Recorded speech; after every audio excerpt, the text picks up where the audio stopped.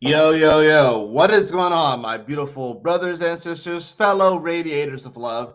My name is Jamal Pope, aka J Phoenix. This is going to be your astrology forecast for Hump Day!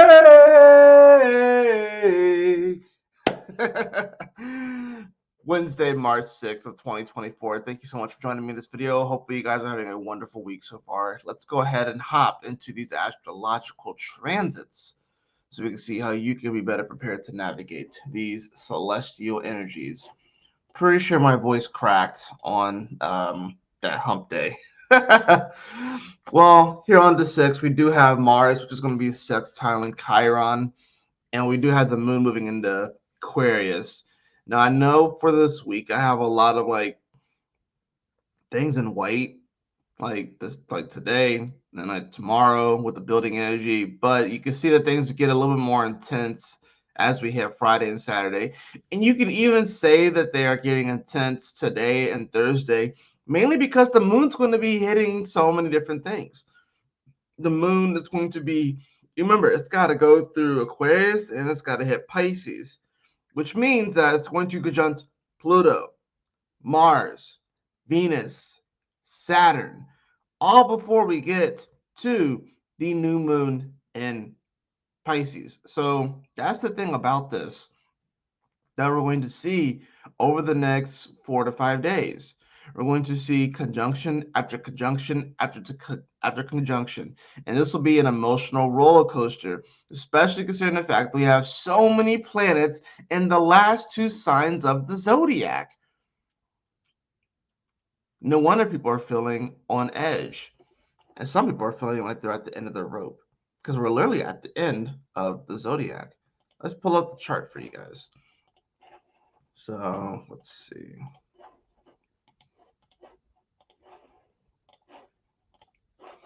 All right. Here we go.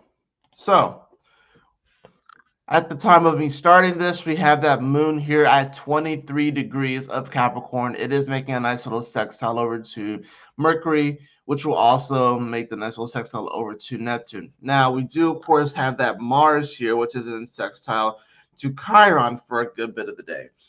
And, you know, it's kind of similar to yesterday when it was in sextile to the nodes which have now moved to 15 degrees, mind you, of their respective signs. So Mars is, sextile and Chiron is closing in on the square to Uranus. And, this Mars, it's a little frustrated only because it was leading the pack at one point and now it's behind. Venus has passed it, Mercury has passed it. It's not going to be able to catch up to the sun because the sun moves faster. Because we're going to have a Mars retrograde this year in Leo, right? It did pass over Pluto. So Mars is not really, it's not leading the pack anymore, where Mars wants to be. Now, it will catch up to Saturn, of course, which is going to be interesting. That is, the clan leader, the boss leader, the top gangster, if you will, and the foot soldier meeting up, and they're meeting up in Pisces, no less, right? And Mars is really just trying to get back home to Aries. That's really what it's coming down to. But we still have to deal with all of these planets bunched up in these last two signs, right?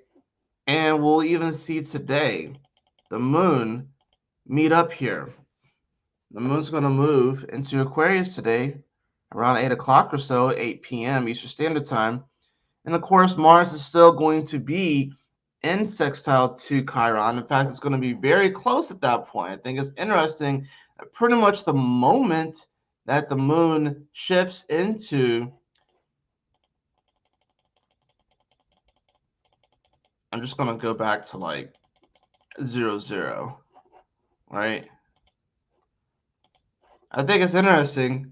Yeah, pretty much the moment that the moon shifts into Aquarius, they are pretty much sextile exactly, Mars and Chiron, right? Now, of course, Mars here is definitely wanting to connect with other people in many ways. But this Chiron here is definitely adding a bit of an interesting element. We got to remember Chiron being the wounded healer, of course, and it has its orbit between Saturn and Uranus, right? So it's kind of an awkward, almost planet, but not quite a planet, you know? And that's sort of the weird thing about it. With it being here in Aries, too, these can kind of be like facets of our personality that almost made it but didn't quite make it. You know what I'm saying?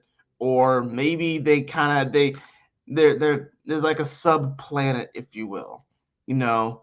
And of course, that can cause a little bit of frustration, especially if these are aspects of our personality that we really do want to express more. This is the image that, like, hold on, let me pull it up. Let's see. Giving up right before breaking through. It's like I thought about this yesterday, and I really feel like this encapsulates the. I mean, not only is I'm personally kind of feeling this, but it's like, oh gosh, hold on, wait a minute. It's like an image. Hold on. It's like the yeah, this is what I'm talking about. This is kind of what I am feeling a lot of people are at right now, you know. Let's see. I'm going to just remove that, and then I'm going to share another thing. If I can. Okay. Let's see. Present. Oh, that's not what I meant to do. Share screen. Bam. This is where a lot of people are at, right? Never give up. You never know how close you are. And because we have so many energies here at the end of the zodiac in Aquarius and in Pisces, this is where I feel like a lot of people are. We've been digging and digging and digging and digging and digging, and there's like this little sliver, if you will, right? Right before we hit gold, right before we hit the jackpot. And that's, in many ways, I feel like the Mars sextile and Chiron just kind of adds another element to that. It's like we've been hurt, we're tired, we're worn out, we're sore. You know what I'm saying? But we feel like they need to keep going. Mars is a motor, and of course, it is dispositing this Chiron that it is sextiling. And like I said, this is a moment where we are a bit worn out. We are tired. We're wondering how much more do we have to go? This is fucking insane. I've been putting in the work. I've been sweating. My muscles are sore. I'm tired. When do I break through? This is where a lot of people are right now. And I think that Daylight Today just kind of adds a little bit more to that. We got to remember, we're closing in on some pretty important aspects. Mars squaring Uranus, Mercury conjunct Neptune, right? A full moon lunar eclipse and a new moon solar eclipse that'll be happening in April. The entirety of March is pretty much this image. It's going to be a month, in many ways, and I talk about this in my monthly overview, like astrological transit video, right? How it can feel like every single day we kind of inch a little bit closer, a little bit closer, a little bit closer. But we don't even realize just how close we are. We don't necessarily, you know, yeah, we don't necessarily know how close we are, but we have to keep going, you know? So today is just another representation of that. Let me move this back to hours. That moon's going to come into Aquarius today, and this will give us an opportunity to be a little bit more emotionally detached from things, because that's generally what the moon in Aquarius does. The great thing about this moon in Capricorn is that it's helping us to ground a lot of this energy, considering the fact that we have so much Aquarius, we have so much Pisces. It was giving us an opportunity to kind of ground all of these emotions and energies that we were feeling, all of these things that are keeping a lot of people on edge, a lot of the stuff where people are just, their emotions and stuff like that are being kind of whipped around by what they see in the media and stuff. Especially with Mercury here closing in on Neptune, a Mercury that's in fall with the most dignified planet in the zodiac. Like, talk about like just a situation that is ripe for manipulation, that is ripe for, propaganda, a situation that is ripe to really coerce people in a way and have these people completely unaware as to that they are being coerced into a certain direction or believing in a certain thing, believing in a certain narrative, and it will entrap these people and have them in a prison within their own mind because they are not able to see the bigger picture. That is what we're heading to. And the moon, like I said, has to cross over Pluto, Mars, Venus, Saturn before we get to the new moon. So even though I showed this as, not the most intense day, and that's the thing too, just because the day isn't white doesn't mean that it's not important. I mainly do this to kind of highlight what I feel like are going to be very potent and strong days. But we got to remember, like, if I were to put what the moon was doing in every single thing, I would not have enough space and you would not be able to see what was going on here. That's why I do it this way. Just a heads up. But that doesn't mean that days of, like, say, building energy don't have their potency either, or don't have their lessons there. And it's not necessarily always when a day has intense energy, it's not a bad thing either. It just means it's a strong day. That's all it means. It just means that it's a strong day. Like on Thursday, it says building energy. We're going to be talking about the moon, hitting Mars and making the square over to Jupiter. You know what I'm saying? So that's the thing about this. We have an interesting road ahead of us that's going to feel a bit like a roller coaster with the moon going over all of these aspects. Now, like I said, the main thing today, of course, between the planets is the Mars and the sextile to Chiron. So yeah, there can be some opportunities here that open up, but we have to decide whether or not we are going to embrace. We have to decide and choose whether or not we're going to embrace, the weirdness of the situation, the awkwardness of the situation, and whether or not we're going to see the amazing superpower there. This is like kind of that moment, like, Aries is about initiating things and sparking things off. This is that moment where Ash Ketchum got to Professor Oak's lab, and the traditional Pokemon that were there were not there. The starters that were there were not there because he woke up late, right? Bulbasaur, Charmander, and Squirtle weren't there. What did Professor Oak had? A Pikachu, right? He had a Pikachu.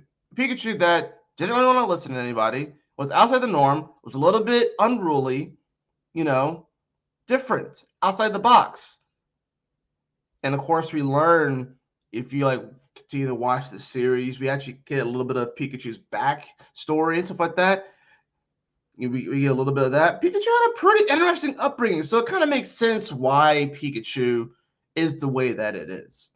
Chiron aspects. A little bit of trauma there with Pikachu. But Ash was still determined, right, to take Pikachu as his partner and even put himself in harm's way, which gave Pikachu's respect. So that's the thing about this. It's like sometimes we feel like we may be, and that's the thing, Mars is feeling like it's lagging behind now.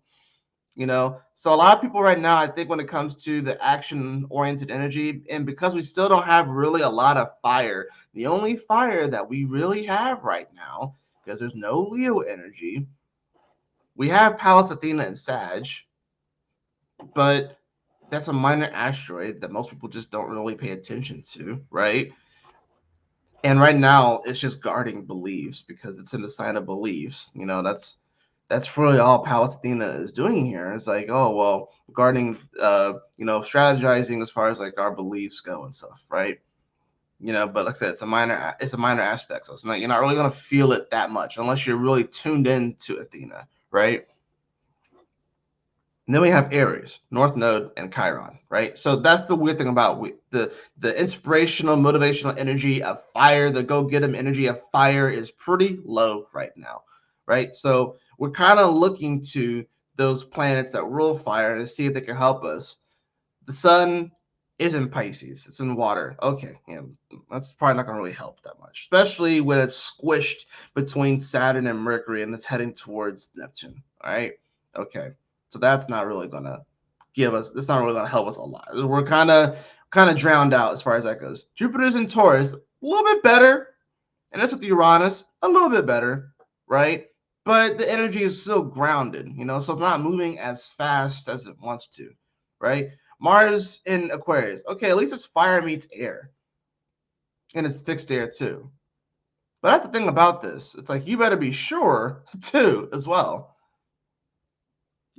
So that's the thing about this. We're having to get a little bit more creative with the way that we motivate ourselves. We have to get a little bit more creative in the ways that we inspire ourselves. We have to think a little bit more outside the box when it comes to these sort of things. And the situations that come up, these opportunities that come up with the Chiron, and how to embrace those aspects of ourselves that may not have been the traditional first, second, third choice, maybe the fourth or fifth choice. Maybe you got picked last, but maybe that's like a dark horse. Freaking Tom Brady, greatest quarterback of all time in the NFL, was a 6th round pick, right? Freaking Jason Kelsey of the Eagles.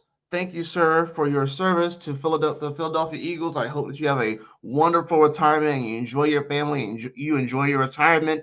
He was like, I want to say he was a 6th round pick as well. What pick was he in the draft?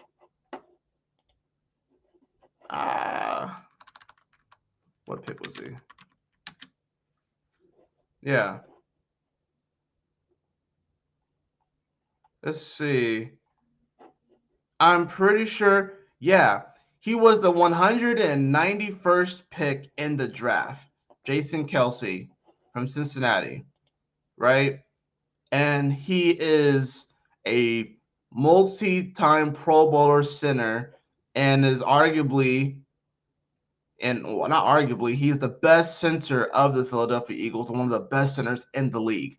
So just because you get picked, somewhere in the middle or somewhere towards the back end does not guarantee failure. Just like getting picked first doesn't guarantee you success. There are many busts that happen. I think a lot of times what happens is that people take for granted, all of the hype around them and maybe that they did well in high school, maybe they did well in college, but getting that to translate to the pros or the big stage is a whole nother thing. So this is why you can't give up. This is why you can't stop. I know the energy seems intense. I know it's getting very, very edgy. I know it's getting very, very edgy, but you can't stop. Keep putting in the work, keep believing in yourself, keep walking in faith, and you will make it. I promise you. Let's get into the cards.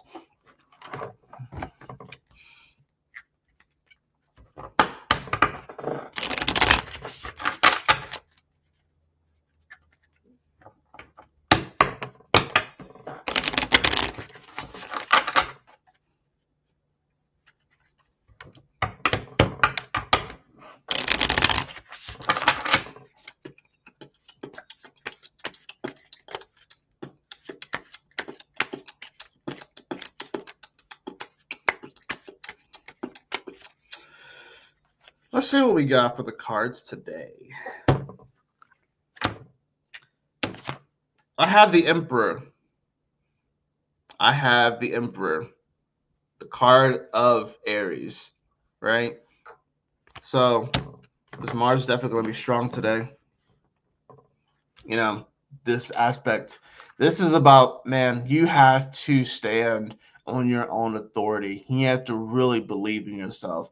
You have the power and the capability to do incredible, amazing things in your life, even if you feel like you're behind. Remember, like I said, Mars is behind Venus, Saturn, the Sun, Mercury, right? It will catch up to Saturn, but it ain't going to catch up to Venus. It's not going to catch up to Mercury. It's not going to catch up to the Sun, right? So that's the thing. Mars is going to feel like it's getting left behind.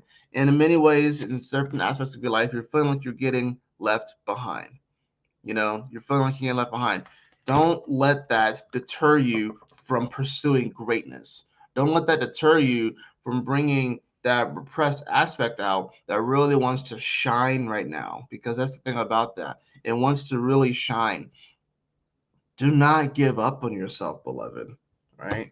I have also the Nine of Wands in reverse. Maybe you're waiting for something to happen. Maybe you're waiting for somebody to notice you. You're preparing for something. This is in reverse. So I think it's like maybe we can let our guard down a little bit here, because constantly waiting, it's like we're on the sidelines, if you will. The Knight of Wands is like on the sidelines. You know what? And I think the positive thing too is that when your number is called up, you get up and you do it. But the thing is that you still have to make sure you're putting in the work. You know what I mean? When your number is finally caught up, yeah, you may not be a starter, but you may be the backup quarterback, the backup running back, the backup whatever, or you could be the sixth man like they have in the NBA who doesn't start, but definitely comes in, and a lot of times the sixth man will have the most points. And there's an entire award in the NBA for that, the best sixth man of the year, right? Like the first man up energy. And that's important too. That's an incredibly important role. I think sometimes we forget about that. You know what I mean? We forget about that. So play your role, play your part, and just realize that like you're not going to be waiting on the sidelines forever. I know I'm using some sports analogies here, so I know some of y'all might not necessarily get them, but some of y'all will get it. But it's like, yeah, you're not going to be on the sidelines forever, right? Bottom of the deck, I have is the Ace of Cups. I love that. This can be an emotional revival, maybe some fresh emotional energy. And I think this really just comes down to the moon that's going to be coming into Aquarius. Now, mind you, it will conjunct Pluto today. So there is going to be a transformative quality when it comes to this. So that's kind of the nice thing about this. We've been having all these energies cross over Pluto and stuff like that. So it's funny. Anytime something crosses into Aquarius now, it hits Pluto. So that means that it's going to get transformed before it hits the rest of the sign.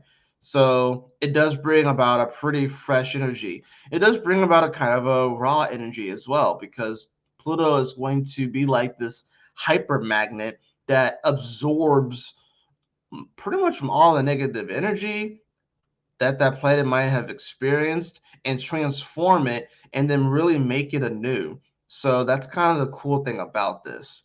You know what I'm saying? It's like, and it's like the border, if you will, right? It is the border of the planets of the solar system, whatever like that. It represents the boundaries. So in many ways, it's like Pluto is sort of like kind of like at the border, kind of checking everything and making sure that nothing shady gets in. And we kind of need that, especially if we are going to be moving into this age of Aquarius. Pluto's got to make sure that it's checking everything and making sure that nothing shady gets into this new era that we're going into. So I think this is a positive thing, even though the moon Pluto is pretty intense. So, maybe towards tonight, you may feel the energy get a little bit more intense. Then it's like we're going through this major shedding moment, and we'll be a little bit sensitive. But the good thing is that because this happens at night, we'll probably be able to sleep it off.